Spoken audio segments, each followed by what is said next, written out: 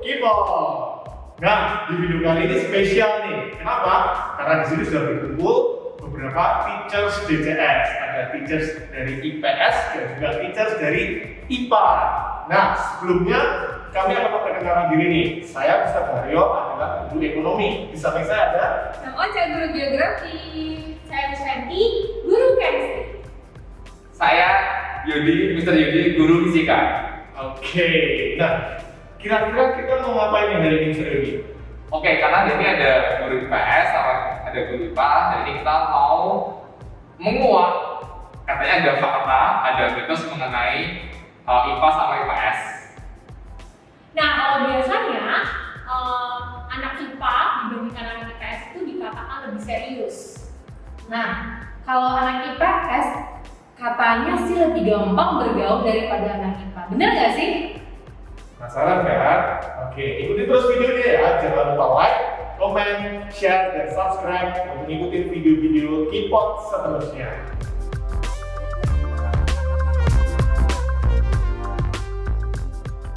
Baik, sudah siap dengan pertanyaannya? Kali ini teachers IPA dan IPS akan menjawab beberapa pernyataan mengenai mitos dan fakta anak IPA dan IPS. Pertanyaan yang pertama adalah mitos IPS. Mitos. Oke, kenapa mitos? Boleh dong Miss Fendi?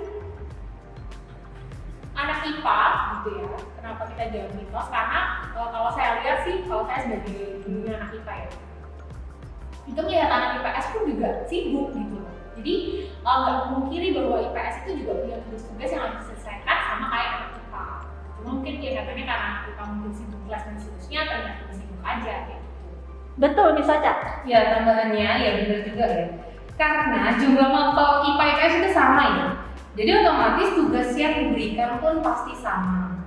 Jadi bagian sibuk atau tidaknya itu balance atau enggak pasti semua sama sibuknya dalam menyelesaikan tugas. Gitu. Baik, kalau begitu silakan disiapkan lagi papan tulisnya. Pernyataan yang kedua, mitos atau fakta sih kalau anak IPA itu lebih sering lembur tugas dibanding anak IPS? Mitos, oke, mitos lagi ternyata teman-teman. Boleh dong sampaikan alasannya, Mr. Yodi? Anak IPA lembur itu pasti karena sorenya dia nggak kerja gitu. Jadi dia tidur makanya dia lembur. Tapi gini sih sebenarnya, awal-awalnya bukan berarti anak IPS tuh nggak ada tugas ya, atau tugas itu bikin anak IPA jadi nggak asik gitu karena banyak lemburnya. Justru tugas itu bikin kita itu menurut saya jadi seru gitu sebenarnya di sana gitu. Jangan bareng-bareng juga gitu kan. Cuma sendirian. Mau menanggapi Mr. Haryo? Oke, iya, saya setuju sih dengan Mr. Yudi. Jadi memang IPA dan IPS itu sama-sama sibuk gitu. Artinya setiap pelajaran IPA dan IPS itu ada bab yang itu harus dicapai dan juga itu ada masing-masing ada tugasnya masing-masing sesuai dengan bidangnya masing-masing. Nah, maka ketika itu terkesan ada yang lebih sibuk itu sebetulnya kembali ke manajemen waktunya dari para murid ya seperti itu. Mungkin ada yang sukanya menunda-nunda tugas atau seperti apa atau lembur-lembur sehingga kesannya lebih sibuk. Padahal sama-sama punya tugas. Baik, jadi mitos ya teman-temannya. Oke, siapkan lagi papan tulisnya. Pernyataan yang ketiga, mitos atau fakta anak IPS temennya lebih banyak daripada anak IPA? Mitos lagi ternyata. Boleh minta tolong Miss Fendi kasih penjelasan dong kenapa Oke, mitos? iya. Saya pikir mungkin istilah kalau anak tadi yang saya bilang di awal kalau anak IPA lebih serius itu tidak membuat dia akhirnya tidak mempunyai teman gitu ya. Justru kalau misalnya anak IPA pun tuh juga bisa making friends, bisa berteman dengan banyak orang gitu. Itu kan biar personalnya juga. Kalau Miss Ocha? Nah, kalau dari IPS ya, itu IPA dan IPS menurut saya pasti gampang bergaul satu sama lain. Karena apa? Kita kan pembelajaran itu nggak monoton, ya. Pembelajaran juga apalagi di JCS itu ada diskusi seperti itu pastinya akan melibatkan satu sama lain.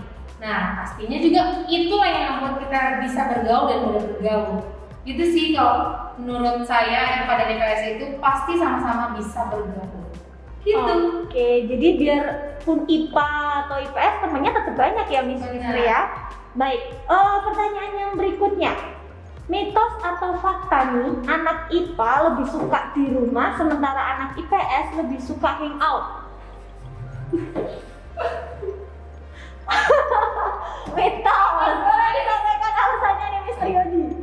Enggak ya, anak IPA tuh suka jalan-jalan ya. Coba bayangin, kamu belajar biologi, terus diajak main ke pantai, atau diajak main ke Kebun binatang, bener. hiking ke gunung, ke kebun binatang, ya macam-macam gitu kan. Jadi kayaknya mungkin kan ya, karena anak IPA tuh kan kadang kan belajar gitu kan. Tapi enggak, kan bisa juga belajar di luar kan. Jadi alam itu belajarnya di banyak malahan. Ya, langsung belajar dari alam itu kita juga bisa lakukan, jadi nggak harus cuma di rumah aja gitu guys. Nah, kalau anak IPS nih katanya lebih seneng hangout daripada di rumah, bener nggak? Sebetulnya enggak ya, itu mitos ya. Karena kenapa? Ya hangout itu kan untuk refreshing ya. Jadi misalnya anak itu sudah selesai mengerjakan tugas lalu dia hangout gitu. Nah, memang selama ini terkesan kebanyakan anak IPS itu lebih suka hangout atau jalan, tapi enggak, sebenarnya naturally semua itu suka hangout gitu ya. Dan itu kembali ke murid-murid sendiri gitu. Padahal sama-sama punya tugas, sama-sama punya KD yang harus diselesaikan, pembelajaran yang sama seperti itu ya. Sebenarnya enggak juga sih kalau anak IPS itu suka hangout dibandingkan. Karena hangout itu juga kebutuhan. Ya. Betul. Kita pun suka hangout. Oh iya betul. Oke. Jadi kita sama ya. Sama. Nggak hanya jurusan anak IPA IPS, guru IPA IPS pun butuh hangout. Asal tugasnya sudah selesai. Betul sekali. Jadi pada dasarnya tetap suka hangout ya selama pekerjaan dan tugasnya sudah selesai. Baik, pertanyaan yang berikutnya. Mitos atau fakta, anak IPS lebih jago berargumentasi dibanding anak IPA? Mitos lagi, kenapa nih Mr. Haryo? Oke, ya. Memang kalau IPS ya itu terkesan lebih jago berargumentasi karena dia sosial, dia lebih banyak interaksi sama orang, gitu, bicara sama orang, gitu, dan pelajarannya pun banyak menggunakan teori-teori seperti itu, gitu ya. Tetapi anak IPA itu juga saya lihat itu juga banyak juga yang pintar berargumentasi, banyak yang pintar bernegosiasi seperti itu ya. Walaupun yang mereka pelajari itu juga banyaknya exact science seperti itu, gitu ya. Tapi tidak menutup kemungkinan dia juga pintar negosiasi. Anak IPS pun juga tidak menutup kemungkinan dia pintar berhitung. Gitu. Jadi sama-sama kok sebetulnya. Gimana Miss Fenty? Oke, kalau anak IPA terkesan mungkin nggak pintar ngomong atau nggak pintar untuk berargumen kayak gitu tuh nggak sepenuhnya benar ya.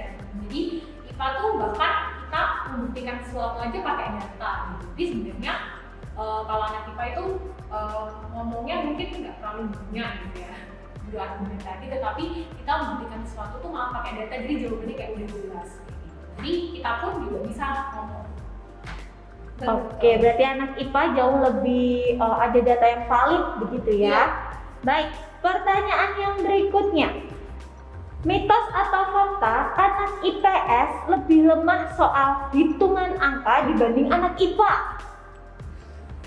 Mitos. Kenapa Mr. Yodi? Matematika itu tuh dipelajari di semua ya. Yang jelas itu pasti kayak gitu kan, IPA, IPS, dan math gitu kan. Tapi bukan berarti anak IPA semua belajar semua pelajarannya math gitu kan. Jadi ada pelajaran yang dibutuhin dalam kehidupan sehari-hari. Kayaknya sih kayak gitu ya. Kayak gitu ya, ekonomi juga ada. Di sains pasti ada math, ada di fisika pasti butuh math, hitung, kimia pasti ada. Makanya cenderung IPA lebih banyak ketemu Hitungan. tapi bukan berarti kayaknya anak IPS juga ketemu juga ya hitungan. Iya. Ketemu dong. Kalau anak IPS itu ketemunya di akuntansi, di Magister Ekonomi, dan kalau di geografi juga materi kependudukan. Baik, sekarang pertanyaan yang berikutnya nih. Mitos atau fakta kalau anak IPA itu nanti lebih sukses daripada anak IPS? Kalau ini langsung saya. Langsung jawab mitos ya. Kenapa Memocha nih? Sukses ya, itu kalau dikata kita bahas tentang sukses itu bukan karena jurusan IPA-nya atau IPS-nya. Semua pelajaran itu pasti memberikan ilmu. dan bagaimana persoalannya itu yang kita itu butuh atau tidaknya. Ya, ketika kita benar-benar belajar, kita juga itu menjadi hal sukses. Itu nggak anak IPA dengan Iya benar banget. Jadi menurut saya pribadi, kalau misalnya pelajaran yang kita dapat di sekolah pun itu nggak ada yang nggak ada fungsinya. Gitu. Oh. Ya, jadi tetap kelak ada fungsinya. Nah terlepas tadi sukses apa enggak itu nggak mandang kamu dari IPA maupun dari IPS. Betul. Gitu. Bisa kasih contoh Mas Dario? Iya, itu tergantung effort masing-masing sepertinya ya. Dan suksesnya juga di bidang masing-masing. Jadi kalau misalnya anak IPA itu juga bisa sukses di bidangnya, anak IPS juga bisa sukses di bidangnya. Begitu. Dan itu juga tergantung effort dari para murid itu sendiri ya kan. Apakah dia serius mengikuti dan nanti juga ketika lulus dia serius untuk menjalani kehidupannya. Saya boleh Boleh. masuk kelas IPS nggak bisa? boleh bisa. Biar dapat kelas IPS. Jadi jago di IPA IPS jadi makin sukses dua-duanya. Oke, double kill, ya kan? Baik, yang berikutnya kali ini tidak lagi tentang mitos dan fakta. Jadi silakan dihapus karena ada pertanyaan yang harus Miss dan Misternya jawab.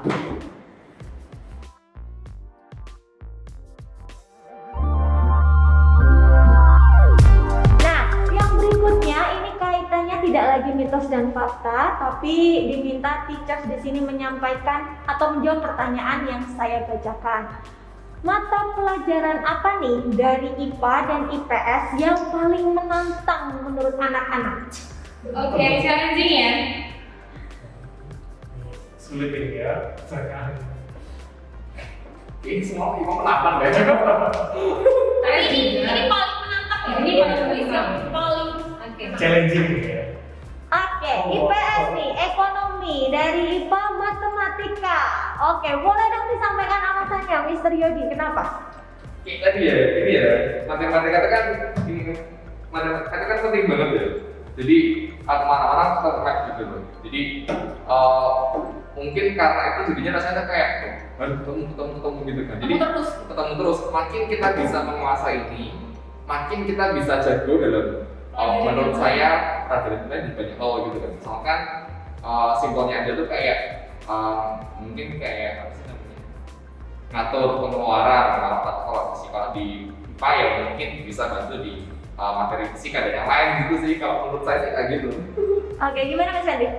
Ya, sama sih. Matematika itu dibilang kayak dasar ilmu pengetahuan gitu. Jadi semua hal itu kayak terhubung di dalamnya gitu kan.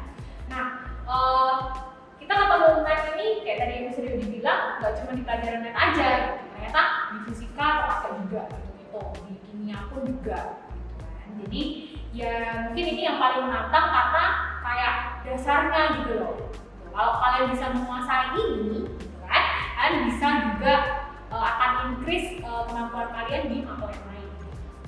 Oke, kalau IPS nih, tadi katanya ekonomi, kenapa Mr. Haryo? Oke.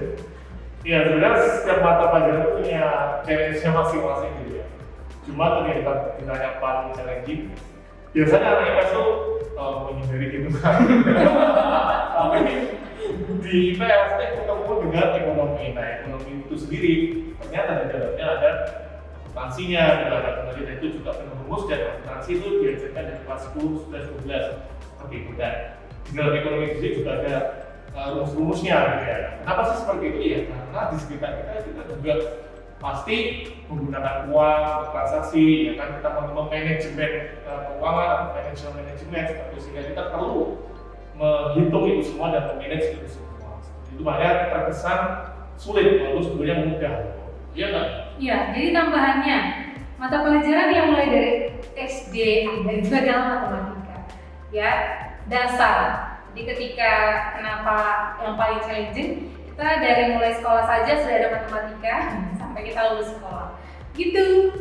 Baik, jadi di setiap bidang ya, baik IPA maupun IPS tetap ada yang mata pelajaran yang menantang begitu ya, kan ada unsur hitungan di dalamnya. Baik, pertanyaan yang terakhir nih, kira-kira cita-cita dan profesi apa sih buat anak IPA dan IPS nanti ketika mereka sudah saatnya mencari profesi? Banyak banget gitu ya. Iya, profesi favorit anak-anak. Saya benar-benar ya. Saya dengar. Ini banyak banget loh ini sebenarnya, mau IPA atau IPS pasti banyak. Tapi kayaknya ini pengen Oke, Cuma apa jawabannya masih iya kayaknya ini bisa Oh, keluar. gitu ya. Kamu masuk IPA cita-cita mau apa gitu ya? Iya. Oh masuk IPS kenapa? Silakan. Jeng, jeng, Oke, jeng. kalau IPS itu Oke, dari IPA nih kedokteran, IPS pengusaha, wah sukses semua ya ini ya. Amin. Boleh dong, coba di-share dulu. Kita dari Memocha dulu coba. Oke, pengusaha. Sebenarnya nggak mau kiri ya, mau IPA atau IPS itu bisa jadi pengusaha, betul.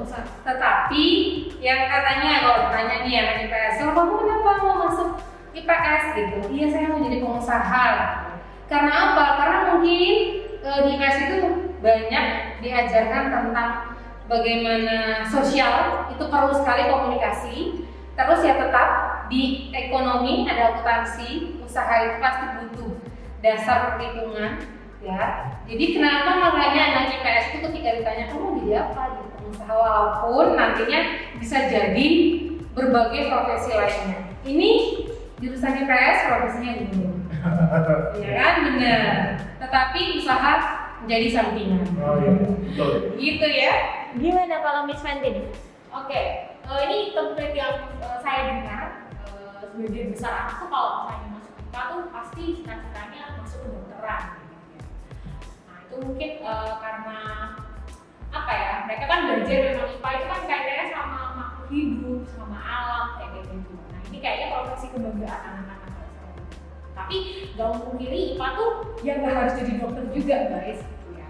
Tergantung panggilan kalian juga dan pastikan kalian juga punya able untuk itu, karena kalau saya bilang kedokteran tuh ya butuh hati yang melayani sebagai seorang dokter gitu kan. Kita tahu apalagi sekarang lagi pandemi kayak gini, kita tahu dokter dan tenaga kesehatan adalah di depan gitu ya. Banyak yang gugur juga gitu. Jadi maksudnya bukan saya garis di sini kedokteran jadi dokter tuh bukan profesi yang apa ya menjadi suatu kebanggaan gitu ya, tetapi kita juga harus kalau misalnya emang kita pilih profesi itu ya kita harus didasari dulu hati yang mau melayani.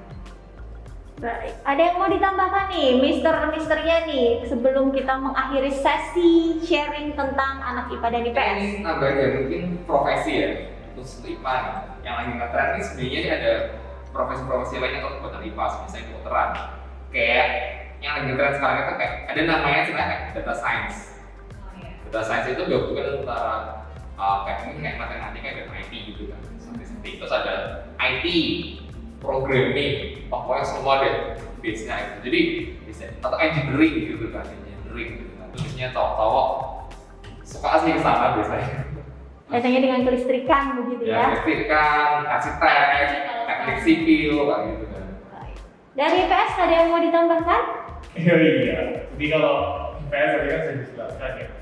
Nah biasanya dari teori-teori yang ada, kalau tadi IPA itu kan lebih ke spesifik gitu ya. Nah, kalau IPS itu juga biasanya lebih ke manajerial, artinya dia pintar juga memanage segala sesuatu. Makanya ketika dia nanti bekerja di bidang apapun itu sebetulnya bisa. Jadi tidak menutup kemungkinan cita-cita apapun itu juga bisa dicapai oleh anak IPS. Anak IPA pun juga bisa seperti itu. Jadi sama-sama positifnya lah gitu. Jadi semua bisa jadi sukses di bidangnya masing. Amin. Nah itu tadi ya teman-teman, dan semoga bisa berguna bagi teman-teman sekalian. Dan di sini kami Teachers TCS, IPS dan juga IPA undur diri ya. Sampai ketemu di video-video selanjutnya. God bless you. God bless you.